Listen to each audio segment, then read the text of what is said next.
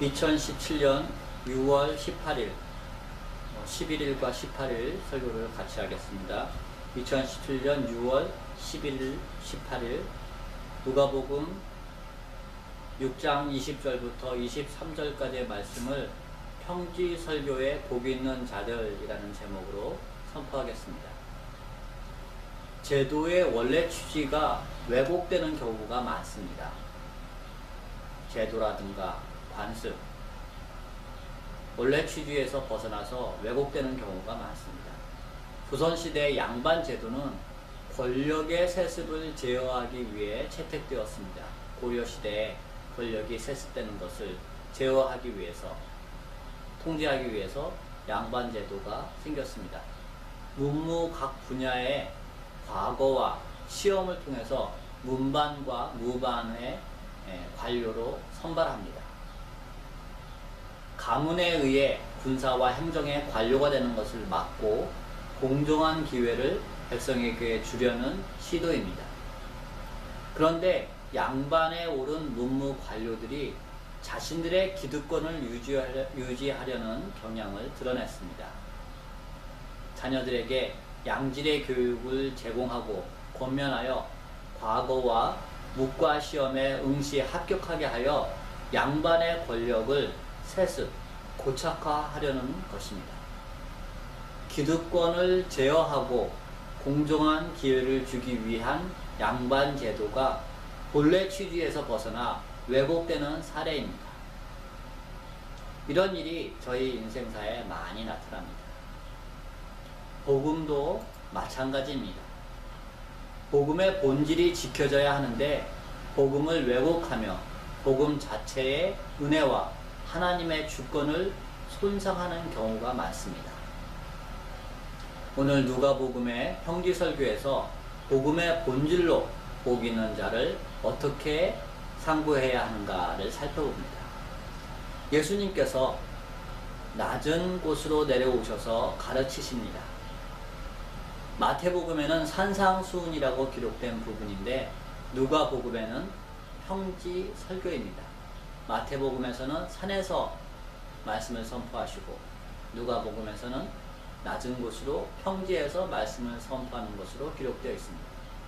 예수님께서 가르치신 장소가 차이가 있습니다. 이 마태복음의 산상수훈과 누가복음의 평지설교는 교훈하신 내용에도 약간의 차이가 있습니다. 마태복음의 산상수훈은 팔복이라고 해서 8가지 복이 있는 자들, 어떤 자들은 복이 있나니 하시는 그런 복을 가르치십니다. 누가복음의 평지설교에서는 4가지 복을 가르치십니다. 그리고 4가지 질책이 누가복음 평지설교에 기록되어 있습니다. 또한 예수님의 가르침을 듣는 대상에도 마태복음과 누가복음에는 차이가 있습니다. 마태복음의 산상수훈에서는 모든 사람들을 대상으로 예수님께서 말씀을 선포하십니다. 그런데 누가복음의 평지설교는 모든 사람들이 아닌 특별한 제자들이 그 설교의 대상입니다. 청중입니다. 제자들만을 위하여 누가복음에서는 설교하십니다. 이 같은 차이는 저희를 혼돈스럽게도 하지만 다양한 예수님 말씀에 대한 이해를 가능하게도 합니다. 그래서 오늘 누가복음 6장 20절부터 23절을 통해 복 받는 자들에 대해 살펴봅니다. 먼저 20절 시작하는 말씀이 예수께서 눈을 들어 라고 기록됨으로 시작합니다. 눈을 들어 라는 표현은 유대적인 관용어입니다. 하늘에 감추어진 뜻, 뭔가 중요한 것을 세상에 알릴 때 눈을 들어 하늘을 보며 라는 표현이 유대에서는 관용적으로 사용되었습니다. 따라서 오늘 예수님께서 평지설교를 눈을 들어 제자들을 보시고 가라사대로 시작하심은 제자들에게 하늘의 중요한 뜻을, 하늘의 중요한 교훈을 가르친다라는 의미가 담겨 있습니다.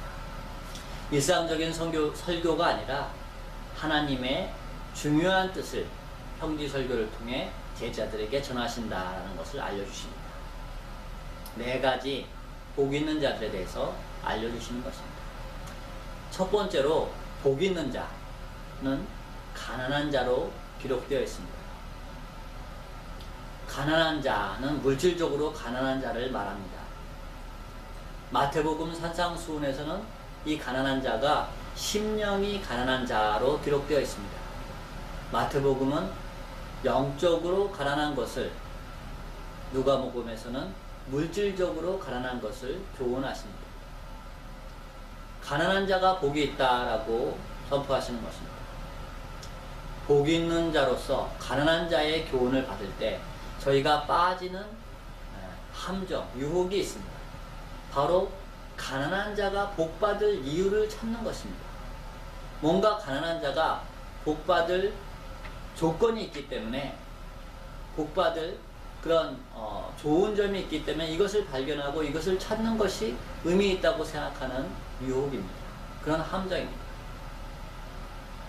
복받은 가난한 자는 뭔가 복받을 만한 훌륭한 점이 있을 것이다 라고 생각하고 그것을 찾는 것인데, 이것이 문제라는 것입니다. 그래서 가난한 자는 하나님을 더 간절하게 찾는다, 가난한 자는 하나님께서 도우실 때 부유한 자들보다 많이 기뻐한다 라는 등의 이유를 제시합니다. 가난의 이유가 또한 구조적인 것이기 때문에 가난한 자는 피해자이며 선한 자라는 이유를 대기도 합니다. 그러나 복음은 은혜를 잊어서는 안 됩니다. 가난한 자들이 복받을 이유가 없어도 복이 임한다는 것을 망각해서는 안 된다는 것입니다. 성경에서 가난한 자는 어떻게 이해되고 묘사되어 있는지 살펴봅니다. 가난한 자의 구약과 신약의 모델을 살펴보는 것입니다. 열왕기상 17장 10절부터 11절에는 사르밧 과부와 아들의 가난이 기록되어 있습니다. 가난하여 마지막 남은 기름을 먹고 그것으로 마지막을 소비하려고 하는, 마지막을 맞이하려고 하는 그런 사르밧 과부와 아들의 가난입니다. 그런데 이 사르밧 과부와 아들이 엘리야를 섬겨, 하나님의 선지자 엘리야를 섬겨 복을 받은 내용이 기록되어 있습니다. 하지만 이 본문에서 사르밧 과부가 복을 받은 이유는 가난해서가 아닙니다. 사르밧 과부가 가난하지만 선지자 엘리야의 말씀에, 하나님의 말씀에 순종하는 믿음이 있었기 때문에 복을 받습니다. 믿음이 복받을 이유이지 가난이 복받을 이유는 아니라는 것입니다. 또한 신약 누가복음 16장 19절부터 31절에는 거지 나사로에 대한 말씀이 기록되어 있습니다. 거지 나사로가 죽어 천국에 들어갑니다. 그런데 거지 나사로가 천국에 들어간 이유는 가난한 거지였기 때문이라고 보기에는 어렵습니다. 살아있을 때 가난하여 고난을 받았으니 사후에 위로를 받는다라는 말씀이 있지만 그것만으로는 좀 설명이 불충분합니다. 오히려 나사로라는, 거지 나사로라는 이름에 착안할 것입니다. 나사로의 이름 뜻은 하나님께서 도우시다라는 뜻입니다. 거지 나사로는 하나님의 도우심을 구하는 가난한 자였고, 또 하나님의 나라도 하나님의 도우심으로 들어간 것임을 암시하고 알려줍니다.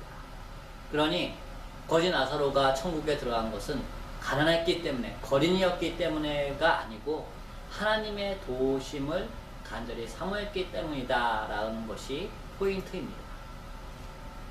그러므로 복받은 자, 가난한 사람은 복받을 이유가 있을 것이 아니라, 이유가 있는 것이 아니라 이유가 없어도, 복받을 조건이 안 되어도 대가 없이 하나님의 도우심으로 복받은 자임을 저희가 알 수가 있습니다. 가난한 자는 복받을 자격이 없는 사람입니다. 가난한 자는 복받을 조건이 없는 사람입니다. 가난한 자는 복이 붙어있지 않은 인생입니다. 이런 가난한 자에게 복을 은혜로 하나님께서 허락하십니다. 은혜의 하나님께서 복받을 조건이 없는 가난한 자에게 복을 허락하시니 참으로 은혜입니다. 또 하나님의 나라가 가난한 자의 복이라는 것도 하나님의 주권과 은혜를 드러냅니다. 저희들의 시각에선 가난한 자에게 복은 부유하게 되는 것입니다. 가난을 떨쳐버리고 부유하게 되는 것이 가난한 자에게 임할 복입니다. 부자가 되는 것이 가난한 자에게는 복이라고 생각됩니다. 그런데 예수님은 가난한 자는 복이 있나니 하나님의 나라라고 선언하십니다. 하나님의 나라에 부유함도 포함되어 있긴 합니다.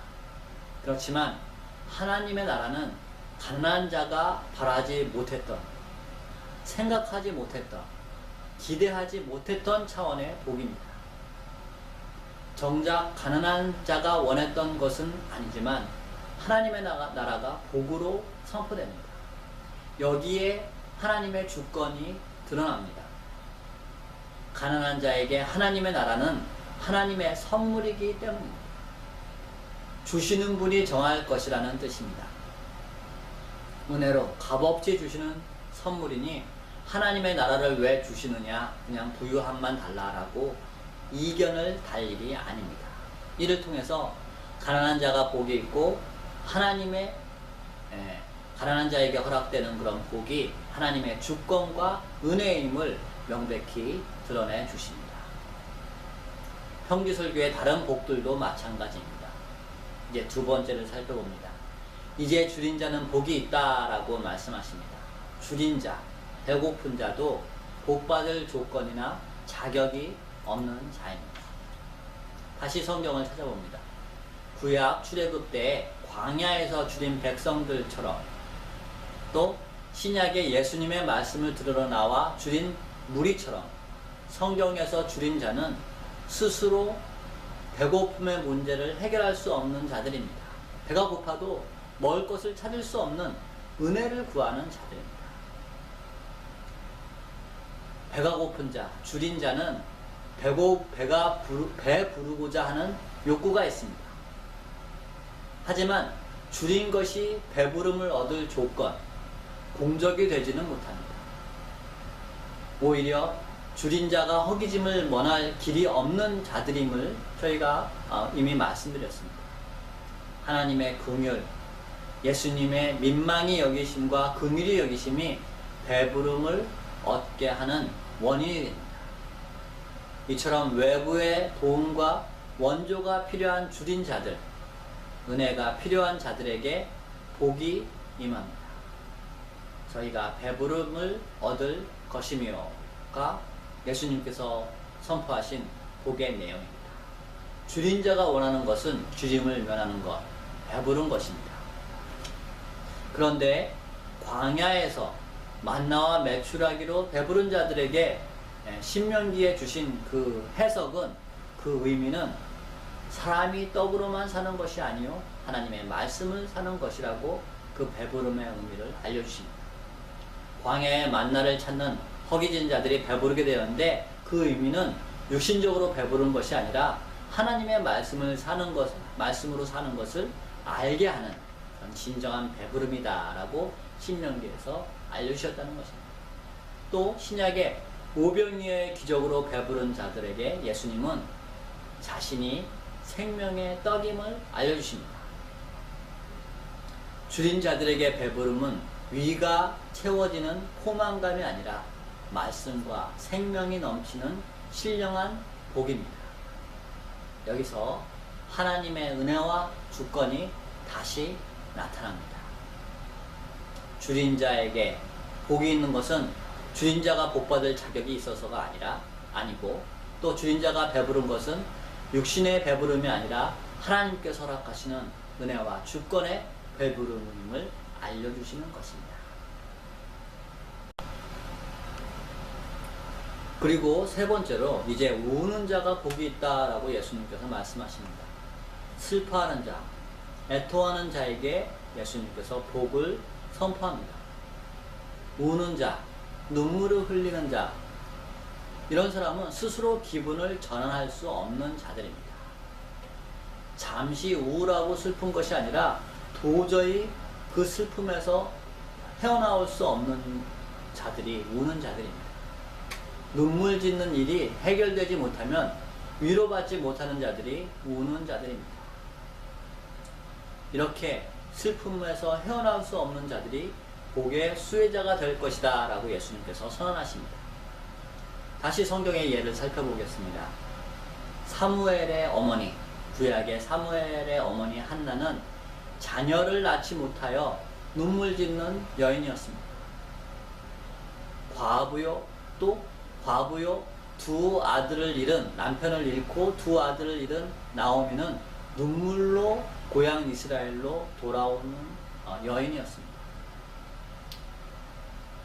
사무엘 한나 같은 경우 아들을 낳지 못하면, 또 나오미 같은 경우 생계를 책임져줄 남편이나 아들을 낳지 못하면 눈물을 거둘 수 없는 여인들이었습니다.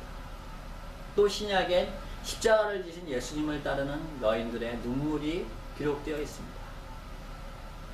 메시아가 십자가에 처형됨에 눈물 흘리는 여인들입니다. 예수님께서 구출되지 못하면 눈물을 거둘 수 없는 것이 이 여인들의 슬픔입니다. 스스로 눈물을 멈출 방법이 없는, 그래서 은혜가 필요한, 외부의 도움이 필요한 자들이 성경에 묘사됩니다. 이미 말씀드린 이 구약의 신약의 눈물 짓는 자들이 나중에 기쁨으로 환호하게 됩니다. 한나는 사무엘을 낳습니다. 나오미는 보아스라는 며느리의 새 남편을 얻고 웃습니다. 그런데 이것을 잘 살펴보면 한나는 아들 사무엘로 웃지만 하나님께 자신의 아들 사무엘을 드림으로 복을 받습니다. 사무엘을 주신 것으로 웃는 것이 아니라 사무엘을 다시 하나님께 드리고 다른 자녀를 얻습니다. 이를 통해서 웃습니다. 나오미는 보아스를 통해 복을 받지만 정작 나오미에게 임한 복은 다윗의 고조 외할머니가 되는 복입니다. 또한 예수님을 좇으며 예수님을 따르며 우는 여인들은 예수님의 부활로 복을 받습니다. 예수님께서 다시 십자가에서 탈출하셔서 웃는 것이 아니라 예수님께서 십자가에서 죽음을 당하시고 무덤에 장사되셨지만 다시 부활하심으로 예수님을 울며 좇았던 여인들은 복을 받습니다. 이처럼 성경에서 우는 자들의 웃음은 일차적인 낮은 차원의 웃음이 아니라 하나님의 일이 이루어지는 웃음이며 기쁨입니다. 그러니 우는 자들에게 은혜가 임하며 복을 허락하시는 내용은 하나님의 주권이 이루어진 웃음입니다. 우는 자도 복받을 자격이 없는, 그래서 은혜로 복을 받는 자들이며, 우는 자들에게 웃는 것은 하나님의 주권이 이루어지는 은혜의 선물이며 복음입니다. 마지막으로 인자를 위하여 핍박을 받는 자가 복이 있다고 예수님께서 선언하십니다. 예수님을 위해 고난을 받는 자, 복받을 자격이 있습니다. 가난한 자, 배고픈 자, 우는 자와는 다르게 자격 있는 자의 복이라고 여겨집니다. 맞습니다. 예수님을 위해 고난을 받는 자는 복받을 조건이 됩니다. 그래서 복을 받습니다. 죽어서 복을 받습니다. 예수님을 위해 고난을 받는 자는 살아서는 끝까지 고난을 받습니다. 살아생전에는 예수님을 증거하기 위해, 예수님의 영광을 전하기 위해 일했지만 고난과 핍박으로 생을 마감합니다. 살아있는 동안에는 고난에서 벗어나지 못합니다. 살아서는 핍박에서 해방되지 못합니다. 복받을 자격을 갖추었을지언정 복은 예수님을 위해서 핍박받는 자는 이 땅에서 받지 못하며 그렇기 때문에 은혜가 필요한 존재입니다. 하나님께서 상급으로 갚으시는 은혜와 저들의 믿음이 없다면 핍박에 빠진 자들은 참으로 안타까운 자들입니다. 이들에게 복은 하나님의 상급입니다. 하늘에서 너희 상이 큼이라 예수님께서 말씀하셨습니다. 현실에서 핍박받는 자들에게 구출이나 영광이 주어지는 것이 아닙니다. 현실에선 핍박으로 끝나는 이들에게 하나님의 나라에선 상급이 주어집니다. 저희 기대와 다른 하나님의 주권에 의한 복입니다. 그리고 예수님의 가르침을 전한 자들에게는 가장 영광스러운 복의 내용입니다. 복음의 본질은 은혜와 믿음, 하나님의 주권입니다. 복 있는 자들에 대한 가르침에서도 마찬가지입니다. 복받을 조건을 찾고 복받을 조건을 갖추고자 할 것이 아닙니다. 복받을 자격이 없지만 하나님의 은혜와 주권으로 복받은 자들을 살펴야 합니다. 가난한 자, 배고픈 자, 우는 자, 의인을 위해 핍박받는 자, 다 복받을 자격이 없는 자들입니다. 복음커녕 벌받은 자처럼 보이는 인생들입니다. 은혜가 없이는 문제를 해결할 수 없는 자들입니다. 스스로 희망이 없는 자들입니다. 예수님은 이들에게 복을 선언하십니다. 하나님의 은혜로, 하나님의 주권으로 복이 있다고 선언하시며 희망을 주십니다. 하나님의 주권으로 엄청난 복을 허락하십니다. 우리 하나님이 이렇습니다. 묻지도 따지지도 않고 믿기만 하면 은혜와 긍휼을 베푸십니다. 평지설교에 복받은 네 부류의 사람들도 하나님의 은혜가 먼저임을 저희가 기억해야 합니다. 그리고 저희도 은혜 없이는 복받지 못할 자들임을 알고 하나님의 은혜에 힘입어 소망과 희망을 가질 일입니다. 은혜의 하나님을 우리가 믿사오니 저희가 복받는 인생이 될 것입니다.